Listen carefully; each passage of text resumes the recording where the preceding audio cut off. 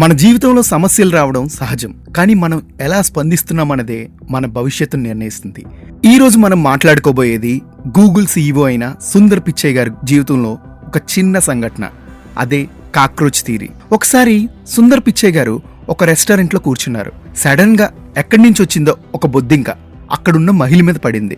ఆమె భయంతో అమ్మో బాబోయ్ నాయనా అని అరవడం మొదలుపెట్టింది. ఒక్కసారి చుట్టూ ఉన్న వాళ్ళందరూ గందరగోళానికి గురయ్యారు. కొద్దిసేపటి తర్వాత ఆ కాక్రోచ్ ఒక వెయిటర్ మీద పడింది. కానీ ఆ వెయిటర్ మాత్రం భయపడలేదు. శాంతంగా ఆ కాక్రోచ్ని పట్టుకుని బయటికి వదిలేశాడు. అప్పుడు సుందర్ పిచ్చయ్ ఒక విషయం గ్రహించారు. సమస్య కాక్రోచ్ కాదు, మన రియాక్షన్. సమస్య కాక్రోచ్ కాదు, మన రియాక్షనే అసలు సమస్య. నిజం చెప్పాలి అంటే కాక్రోచ్ అందరిపై పడింది, కానీ కొందరు ప్యానిక్ అయ్యారు, మరికొందరు కామ్గా హ్యాండిల్ చేశారు. అదే జీవితం. Traffic, office pressure, family issues, failures ఇవి కాక్రోచ్ లాంటివి. మన రియాక్షన్ వల్లే స్ట్రెస్ పెరుగుతుందా లేక సిచ్యువేషన్ కంట్రోల్లో ఉంటుందా అనేది నిర్ణయం అవుతుంది. సుందర్ పిచ్చయ్ గారి సక్సెస్ వెనక ఉన్న ఒక ముఖ్యమైన క్వాలిటీ కామ్నెస్ అండ్ క్లారిటీ.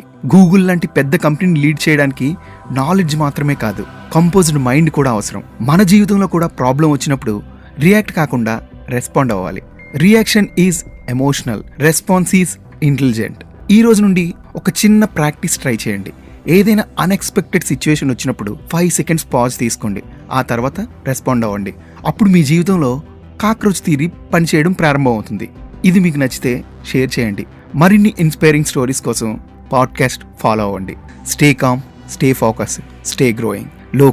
లోకా సమస్త సుఖినో భవంతు.